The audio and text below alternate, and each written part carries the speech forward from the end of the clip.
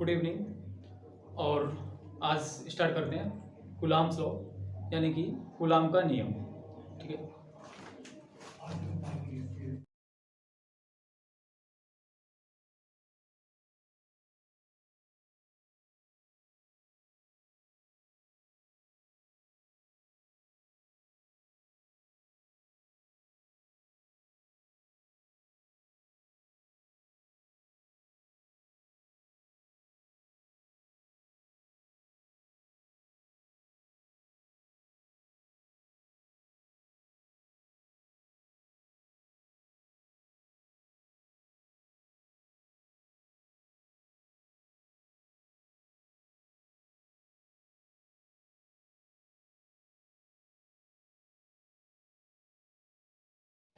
चलिए भाई, तो सबसे पहले स्टेटमेंट यानी कि कथन जो कूलाम ने कहा था।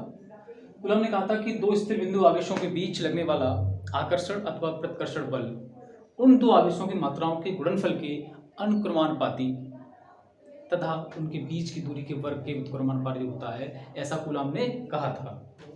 ठीक है, इसी बात को उन्होंने कह दिया और इसी बात को हमने दो स्टॉकों में यानी दो पदों में लिख लिया। फर्स्ट जो बात कही थी हमने एफ अनुक्रमानुपाती Q1 Q2, पहली बात। दूसरा हमने कहा कि बीच की दूरी के व्युत्क्रमानुपाती होता है, तो एफ व्युत्क्रमानुपाती मतलब 1/r²। इन दोनों को कंबाइन कर दिया हमने, फर्स्ट और इक्वेशन सेकंड। तो अब देखिए प्रोपोर्शनलिटी का मतलब क्या होता है, आपको पता है कि अगर इन दोनों का मान बढ़ेगा तो इसका मान भी बढ़ेगा, इसका मान बढ़ेगा तो एफ का मान कम होगा। ये होता है व्युत्क्रमानुपाती। अगर इन दोनों का मान बढ़ रहा है तो ये हो गया आपका अनुक्रमानुपाती। तो वैसे भी आप देख सकते हो कि दो आवेश हैं, अगर वो पास पास रखे हुए हैं तो वो एक दूसरे पर ज़्यादा प्रभाव कर पाएंगे। अगर उनके बीच की दूरी को बढ़ाते जाओ तो क्या होगा, उनका प्रभाव कम होगा, तो वो एक दूसरे पर जो बल आरोपित करेंगे वो कम होगा। तो ये वैसे भी बात सही है और गणितीय रूप से भी हमें नजर आ रही है। अब देखिए इन दोनों को हमने मिला दिया, कुछ नहीं किया अपनी तरफ से, केवल उन्होंने कहा उसको लिखा, दोनों को जोड़ दिया। अब देखिए कि अब ये चिन्ह हमें हटाना पड़ता है, क्योंकि इसका मतलब क्या होता है, अनुक्रमानुपाती का मतलब इन दोनों का मान बढ़ेगा तो इसका भी मान बढ़ेगा। व्युत्क्रमानुपाती का मतलब अगर r का मान बढ़ेगा तो f का मान कम होगा। तो अब बढ़ेगा, कम होगा, ज्यादा होगा, ऐसा तो नहीं होगा। तो एक बराबर में वैल्यू लाने के लिए हमें क्या करना पड़ता है कि इस प्रोपोर्शनलिटी के साइन को हटाना पड़ता है। इसलिए जब ये साइन हटाओगे आप तो का एक कांस्टेंट आता है k। अब देखिए जब ये दोनों आवेश निर्वात में स्थित हों तब अपनी सुविधा के लिए, और ऐसा ही पद्धति में ऐसा माना जाता है कि आगे कैलकुलेशन में आसानी हो जाती है, इसलिए क्या करते हैं हम कि k को 1/4πε0 से रिप्लेस कर देते हैं। फिर वही हो गया आपका f बराबर 1/4πε0 Q1 Q2/r²। अब देखिए 1/4πε0 की वैल्यू कितनी होती है, वो होती है 9 × 10⁹ न्यूटन मीटर स्क्वायर पर कूलम्ब। अब देखिए ε0 क्या है, ये है आपकी निर्वात की वैद्युतशीलता, निर्वात की वैद्युतशीलता। तो यहाँ तक आपको समझ में आया। अब देखते हैं, मान लीजिए अभी तो ये निर्वात में स्थित है, अभी अगर दो आवेश आपके कहाँ स्थित होते हैं कि किसी माध्यम में स्थित होते हैं, फिर देखते हैं। तो अपना केस फर्स्ट, ये दोनों आवेश किसी माध्यम में स्थित हो तब क्या होगा, तो एफ को हम एम माने माध्यम या मीडियम जो भी आप कहना चाहो वो कह सकते हो।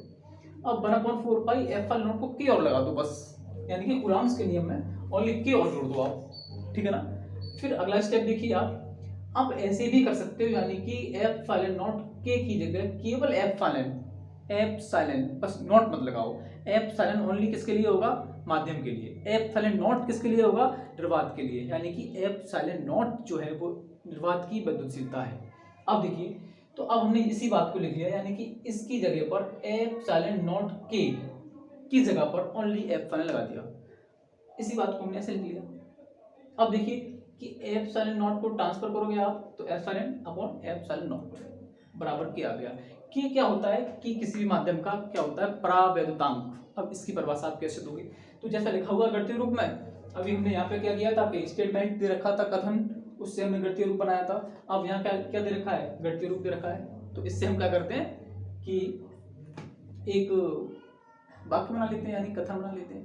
तो इसी की परिभाषा दे दो आप, परावैद्युत माध्यम की वैद्युतशीलता तथा निर्वात की वैद्युतशीलता के अनुपात को उस माध्यम का परावैद्युतांक कहते हैं।